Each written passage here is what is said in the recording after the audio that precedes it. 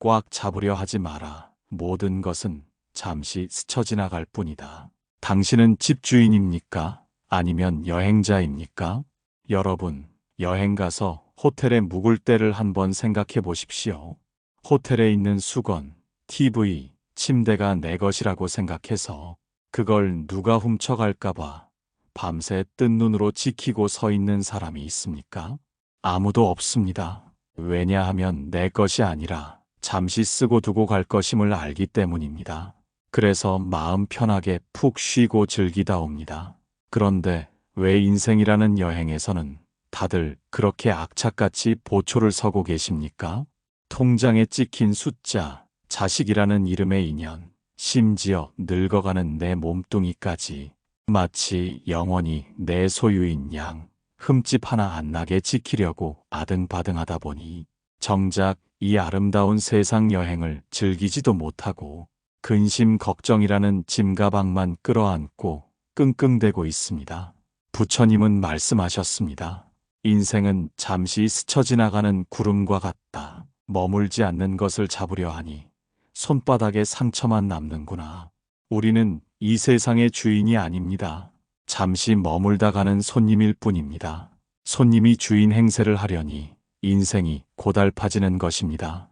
오늘 이 시간 무겁게 짊어지고 있던 소유의 짐을 내려놓고 가벼운 여행자의 마음으로 돌아가는 법을 이야기하려 합니다. 잡으려 하지 않고 구경만 해도 인생은 충분히 아름답고 벅찹니다. 제1장, 흐르지 않는 물은 썩는다. 어느 날 제자가 강가에 앉아 부처님께 물었습니다. 그는 평생 모은 재산과 어렵게 얻은 명예가 혹시나 사라질까봐 늘 전전긍긍하며 살고 있었습니다. 저는 지금 가진 것들이 너무 소중합니다. 이 행복, 이 재물, 이 젊음을 영원히 제 곁에 묶어두고 싶습니다. 어떻게 하면 이것들이 떠나가지 못하게 꽉 잡을 수 있습니까? 부처님은 빙그레 웃으시며 발밑에 흐르는 강물을 가리키셨습니다. 저 강물을 보게 참으로 맑고 시원해 보이지 않는가? 그런데 만약 자네가 저 물이 너무 좋다고 해서 항아리에 퍼담아 뚜껑을 꽉 닫고 방구석에 모셔두면 어떻게 되겠는가? 제자가 대답했습니다. 그야 며칠 못 가서 물이 탁해지고 이끼가 끼고 결국 썩어서 악취가 나겠지요. 부처님은 고개를 끄덕이며 말씀하셨습니다. 바로 그것이라네. 강물이 맑은 이유는 머물지 않고 흐르기 때문이라네. 앞물이 자리를 비켜주니 뒷물이 들어오고 끊임없이 바뀌기 때문에 늘 새롭고 생기가 넘치는 것이지. 우리 인생도 이 물과 똑같다네. 돈이든 사람이든 심지어 자네의 건강까지도 흐르게 두면 생명이 되지만 가두려 하면 독이 된다네. 많은 사람들이 착각을 하지. 내 손 안에 꽉 쥐고 있어야 내 것이 된다고 말이네. 하지만 꽉 쥐는 순간 흐름은 막히고 그때부터 부패가 시작된다네. 자식에 대한 사랑도 너무 꽉 쥐면 집착이 되어 자식을 숨막히게 하고 돈에 대한 욕심도 너무 꽉 쥐면 구두쇠가 되어 주변 사람을 떠나게 만들지. 심지어 젊음조차 붙잡으려 하면 늙어가는 자연스러운 자신이 밉고 추하게만 느껴져 마음에 병이 든다네. 무언가를 잡고 있다는 건 새로운 것이 들어올 자리를 막고 있다는 뜻이라네. 방 안의 공기도 창문을 열어 환기해야 신선해지듯 인생의 모든 복도 들어왔다가 나가야 또 다른 복이 들어오는 법이라네. 두려워하지 말고 손을 펴게. 물이 흘러가야 바다에 닿듯이 자네가 움켜쥔 것을 놓아주어 흘러가게 할 때 자네의 삶은 썩지 않고 늘 푸르게 흐르게 될 것이네. 기억하게. 우리는 무언가를 가두는 댐이 아니라 모든 것이 잠시 머물다 흘러가는 통로가 되어야 한다네. 제2장, 내 몸도 내 것이 아닌데 하물며 재물이랴. 제자는 날이 갈수록 여기저기 쑤시는 몸 때문에 근심이 가득했습니다. 거울 속에 비친 주름진 얼굴을 보며 한숨을 푹푹 쉬었습니다. 세존이시여, 참으로 서럽습니다. 젊을 때는 돌도 씹어먹던 제가 이제는 찬밥 한 덩이도 소화가 안 되고 무릎이 시려 걷는 것조차 힘이 듭니다. 평생 이 몸 하나 건사하려고 좋은 약 먹고 운동도 했는데 어찌하여 이 몸은 제 마음을 이토록 몰라주고 제 멋대로 늙어만 갑니까? 이 몸뚱이가 원망스럽습니다. 부처님은 제자를 측은히 바라보시며 물으셨습니다. 자네는 이 세상에 올 때 그 몸을 자네가 만들어서 가지고 왔는가? 아닙니다. 그렇다면 자네는 그 몸에게 늙지 마라, 아프지 마라 하고 명령할 권한이 있는가?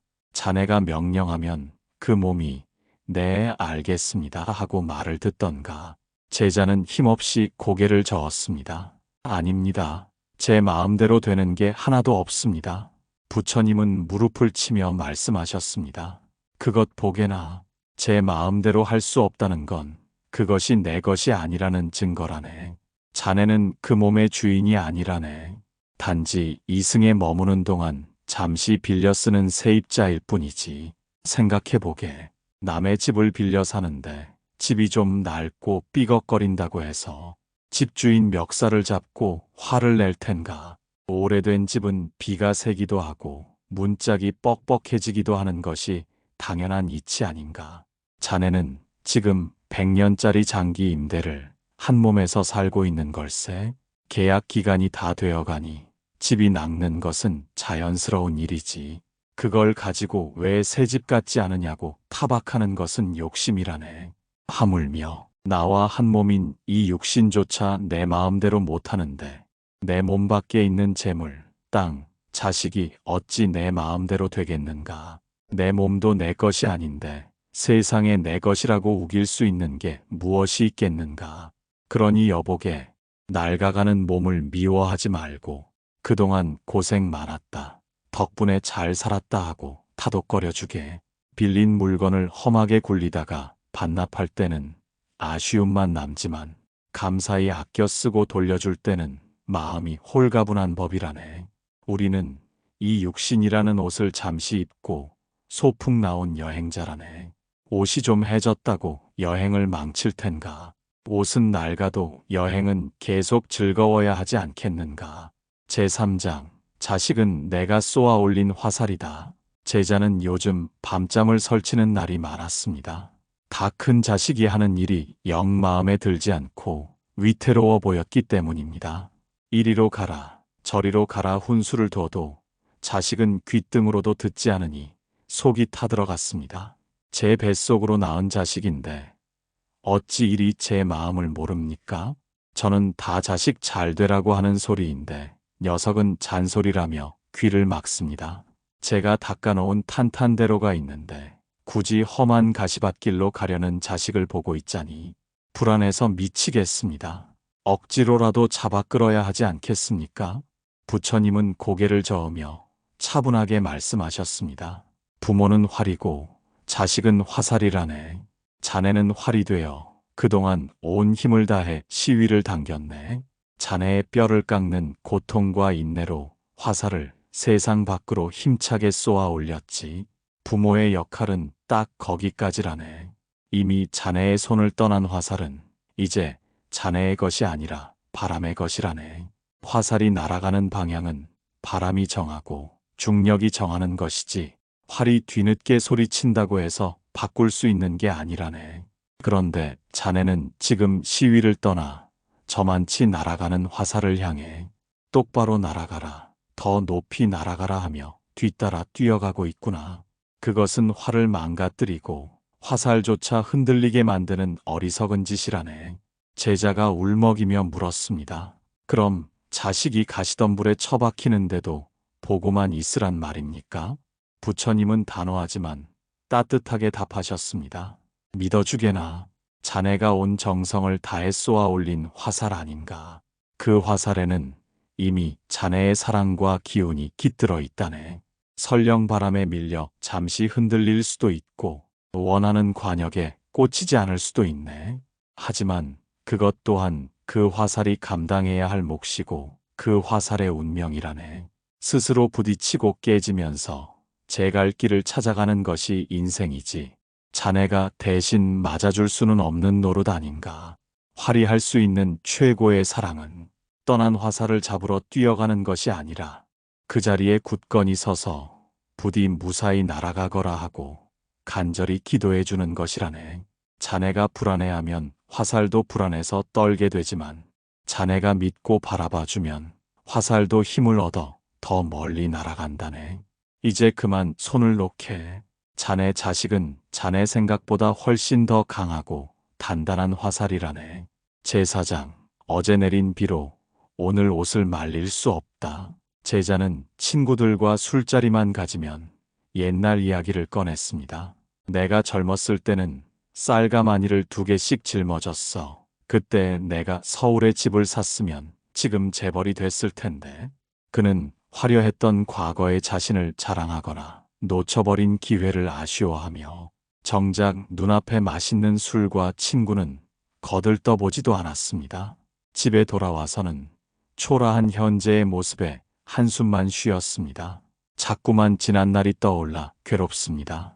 그때는 참 좋았는데, 그때 내 선택이 옳았어야 했는데, 아무리 잊으려 해도 머릿속에서 필름처럼 그 시절이 돌아가니 지금 사는 게 시시하고 재미가 없습니다. 부처님은 물레방아가 돌아가는 연못가로 제자를 데려가 물으셨습니다. 저 물레방아를 보게. 아주 힘차게 돌아가고 있지. 그런데 저 물레방아를 돌리는 물은 지금 흐르는 물인가? 아니면 어제 흘러간 물인가? 그야 당연히 지금 흐르는 물이지요. 어제 흘러간 물은 이미 바다로 가버렸지 않습니까? 부처님은 고개를 끄덕이며 말씀하셨습니다. 그렇다네. 이미 흘러간 물로는 절대 물레방아를 돌릴 수 없다네. 아무리 어제의 물살이 세찼다 한들 그것은 이미 지나가 버린 과거일 뿐이지. 자네는 지금 어제 내린 비를 가지고 오늘 젖은 옷을 말리려 하고 있네. 어제 비가 많이 왔다고 자랑한들 오늘 옷이 마르겠는가? 반대로 어제 비가 안 왔다고 후회한들 오늘 옷이 마르겠는가? 옷을 말리는 건 오직 오늘 뜬 태양뿐이라네. 왕년에 내가 잘 나갔다는 생각은 자네를 오만하게 만들어 오늘을 망치고 그때 그랬어야 했는데 라는 후회는 자네를 우울하게 만들어 오늘을 갉아먹는다네. 지나간 시절은 박물관에 전시된 유물과 같다네. 가끔 꺼내어 보고 허허 이랬지 하고 웃으면 추억이 되지만 그걸 끌어안고 다시 이 시절로 돌려달라고 때를 쓰면 그때부터는 지옥이 펼쳐진다네. 어제는 부도난 수표요. 내일은 약소거음이지만 오늘은 자네가 마음대로 쓸 수 있는 유일한 현찰이라네. 이미 바다로 흘러간 물을 그리워하며 강가에서 울지 말고 지금 자네 발목을 적시고 있는 이 시원한 물줄기에 발을 담그고 즐기게나. 자네 인생에서 가장 젊고 아름다운 날은 과거의 어느 날이 아니라 바로 오늘이라네. 제5장 상처도 손님처럼 왔다 가게 두어라. 제자는 겉으로는 평온해 보였지만 속은 숯검정이나 다름없었습니다. 몇 년 전 자신을 배신한 동업자 생각만 하면 자다가도 벌떡 일어날 만큼 분노가 치밀어 올랐기 때문입니다. 내 그놈을 용서치 않으리라. 이 억울함을 어찌할꼬 하며 가슴을 치느라 명치 끝이 늘 꽉 막힌 듯 답답했습니다. 머리로는 잊자 하는데 가슴 속 불덩이가 꺼지질 않습니다. 그 미운 인간의 얼굴이 자꾸 떠올라 괴롭습니다. 이 화를 억지로 누르려니 속병이 나고 터뜨리려니 주변 사람들이 힘들어합니다. 도대체 이 지독한 마음의 고통을 어떻게 없애야 합니까? 부처님은 제자의 가슴에 손을 얹으며 조용히 말씀하셨습니다. 여보게, 자네 집에 행패 부리는 취객이 찾아왔다고 치세. 자네가 그 취객과 맞서 싸우고 멱살을 잡으면 어떻게 되는가? 그 취객은 더 신이 나서 난동을 부리고 자네 집안은 쑥대밭이 될 걸세. 그렇다고 문을 걸어 잠그고 오지 마 하고 소리 지르면 그는 문을 부술 듯이 두드리며 밤새 자네를 괴롭힐 것이네. 마음속의 화와 슬픔도 이 불청객과 똑같다네. 자네가 화내지 말아야지 하고 싸우려 들거나 왜 나만 힘들까 하고 붙잡고 늘어지면 그 감정은 자네가 차려준 밥상을 받고 더 기세등등해져서 자네의 주인이 되려 한다네. 제자가 물었습니다. 그럼 당하고만 있으란 말씀입니까? 부처님은 고개를 저으셨습니다. 아니네. 그냥 손님 취급을 하게나. 손님이 왔으니 쫓아내지도 말고, 그렇다고 밥상을 차려주지도 말게. 화가 치밀어 오르면 아이고 나 죽겠네 하며 그 속에 빠지지 말고 한 발짝 물러서서 남 구경하듯 바라보게. 또 화라는 손님이 찾아왔구나. 그래, 왔는가 잠시 놀다 가시게 하고 문만 열어두고 자네 할 일을 하게. 신기하게도 자네가 아는 척을 안 하고 가만히 내버려두면 그 손님은 재미가 없어서 제 발로 나간다네. 하늘을 보게. 먹구름이 몰려온다고 하늘이 저리 가 하고 싸우던가. 아니라네. 그냥 바람 부는 대로 흘러가게 놔둔다네. 그러면 언젠가는 구름이 걷히고 다시 파란 하늘이 드러나지. 자네의 본성은 저 하늘처럼 맑고 푸르다네. 분노, 억울함, 슬픔은 잠시 지나가는 먹구름일 뿐 절대 자네 자신이 아니라네. 내가 화났다고 하지 말고 화가 지나가는구나 라고 하게. 상처를 붙잡고 뒹굴지 말게. 그냥 스쳐 지나가게 뒷짐지고 구경하게나. 그것이 자네의 마음을 지키는 최고의 방패라네. 제6장, 빈 방이 있어야 새 손님을 받는다. 제자는 부처님께 마지막으로 복을 비는 법을 배우고 싶었습니다. 그는 좋은 일이 생기게 해달라고 매일 기도는 했지만 정작 그의 삶은 다람쥐 쳇바퀴 돌듯 똑같았고 새로운 기회는 찾아오지 않는 것 같았습니다. 저는 간절히 원합니다. 제발 제 말년에는 귀한 인연도 나타나고 재물운도 트였으면 좋겠습니다. 그런데 어찌하여 제 인생에는 늘 똑같은 사람들, 똑같은 문제들만 가득하고 새로운 행운은 들어올 기미가 안 보입니까? 부처님은 제자의 찻잔에 차를 따르기 시작했습니다. 찻잔이 가득 찼는데도 부처님은 계속해서 차를 따르셨습니다. 뜨거운 찬물이 넘쳐 탁자를 적시고 제자의 옷까지 적셨습니다. 아니, 세존이시여, 찻잔이 이미 가득 찼는데 어찌 계속 따르십니까? 다 넘치지 않습니까? 부처님은 주전자를 내려놓으며 말씀하셨습니다. 보게나, 이 찻잔이 바로 자네의 마음이고 자네의 인생이라네. 자네는 새로운 복을 달라고 아우성이지만 정작 자네의 마음속은 이미 묵은 생각, 묵은 욕심, 쓸데없는 걱정들로 가득 차 있어서 새로운 복이 들어갈 빈틈이 없다네. 그러니 아무리 귀한 운이 찾아와도 다 흘러넘쳐 버리는 것이지. 제자가 멍하니 찻잔을 바라보자 부처님이 이어 말씀하셨습니다. 귀한 손님을 모시려면 가장 먼저 무엇을 하는가? 방 안에 쌓인 쓰레기를 치우고 자리를 비워두지 않는가? 자네 인생의 대운이라는 귀한 손님을 맞이하고 싶다면 먼저 자네의 방부터 비워야 한다네. 입지 않는 옷을 옷장에 꽉 채워두니 새 옷이 들어올 자리가 없고 나쁜 인연을 끊지 못하고 붙들고 있으니 귀인이 들어올 자리가 없으며 과거의 미련을 꽉 쥐고 있으니 새로운 희망이 싹트지 못하는 것이라네. 무언가가 자네 곁을 떠나갈 때 아이고 아까워라 하며 울지 말게. 그것은 자네에게서 억지로 빼앗겨 나가는 것이 아니라 이제 곧 들어올 더 크고 좋은 것을 위해 자리를 비켜주는 것이라네. 상실은 비어버린 공간이 아니라 가능성의 공간이라네. 꽉 막힌 창고에는 곰팡이만 슬지만 텅 빈 들판에는 봄바람이 불고 꽃이 피는 법이지. 지금 당장 자네의 꽉 쥔 손을 펴서 묵은 것들을 털어버리게. 비워야 채워진다네. 완벽하게 비워진 그 깨끗한 여백, 바로 그곳이 자네의 대운이 따리를 틀고 앉을 명당 자리라네. 제7장, 구경꾼이 되어 춤추듯 살아라. 제자는 부처님의 말씀을 들으며 마음이 한결 가벼워졌지만 여전히 문을 나서면 닥쳐올 현실의 문제들이 두려웠습니다. 스님, 비우는 것이 좋다는 건 알겠는데 막상 세상 속에서 치이고 부대끼다 보면 저도 모르게 다시 주먹을 꽉 쥐게 됩니다. 죽는 날까지 이 평온한 마음을 잃지 않는 방법은 없습니까? 부처님은 제자를 장터 한복판, 광대들이 춤을 추고 노래하는 놀이판으로 데려가셨습니다. 그 사람들은 광대의 슬픈 연기에 눈물을 훔치기도 하고 익살스런 몸짓에 배꼽을 잡고 웃기도 했습니다. 여보게, 저기서 울고 있는 관객들을 보게.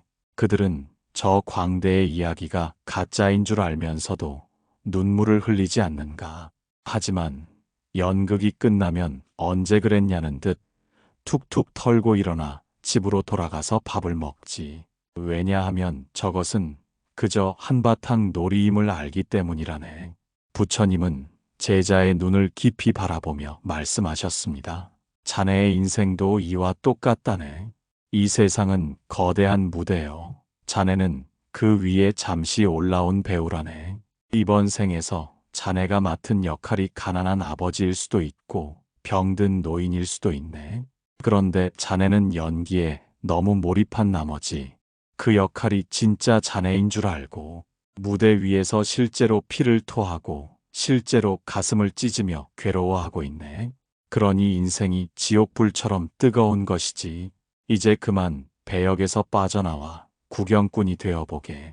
마치 남의 일인 양 객석에 앉아서 자네의 인생을 바라보는 걸세. 허허, 저 친구 참 고생이 많네. 이번 장면은 좀 슬프구만. 하지만 곧 다음 장면으로 넘어가겠지. 이렇게 한 발짝 떨어져서 바라보면 죽을 것 같이 힘들던 일도 그저 지나가는 하나의 장면에 불과하다는 것을 알게 된다네. 심각해지지 말게. 이 세상에 목숨 걸고 매달릴 만큼 심각한 일은 하나도 없다네. 우리는 이 지구별에 고생하러 온 것이 아니라 춤추고 노래하러 왔다네. 무거운 짐을 지고 낑낑대며 걷지 말고 나비가 꽃밭을 날아다니듯 가볍게 춤추듯 살아가게. 실수 좀 하면 어떤가, 넘어지면 또 어떤가. 어차피 이 연극은 언젠가 막을 내리고 우리는 입고 있던 옷을 훌훌 벗어던지고 원래 있던 곳으로 돌아갈 텐데. 그러니 남은 시간 너무 애쓰지 말고 너무 잘하려 하지 말고 그저 흐르는 음악에 몸을 맡기듯 이 바람 같은 인생을 재미있게 구경하다 가겠다는 마음으로 살게나. 그것이 바로 모든 것을 가졌으나 아무 것에도 얽매이지 않는 대자유인의 삶이라네. 여러분, 지금 손을 한번 펴보십시오. 꽉 쥐고 있을 때는 아무것도 들어오지 않던 손바닥 위에 손을 펴니 시원한 바람이 머물다 가지 않습니까? 우리는 이 세상의 주인이 아니라 잠시 다녀가는 여행자입니다. 호텔 방이 내 것이 아니라고 슬퍼하는 사람은 없습니다. 오히려 내 것이 아니기에 청소 걱정 없이 편안하게 쉬다 옵니다. 남은 인생, 소유의 무게는 내려놓고 향유의 기쁨을 누리십시오. 스쳐가는 인연에 감사하고 떠나가는 것들의 안녕을 고하며 오늘 하루라는 여행을 가볍게 즐기시길 바랍니다. 잡으면 고통이요, 놓으면 자유다. 이 말을 가슴에 품고 오늘 밤은 두 다리 쭉 뻗고 편안하게 주무십시오. 감사합니다. 평온하십시오.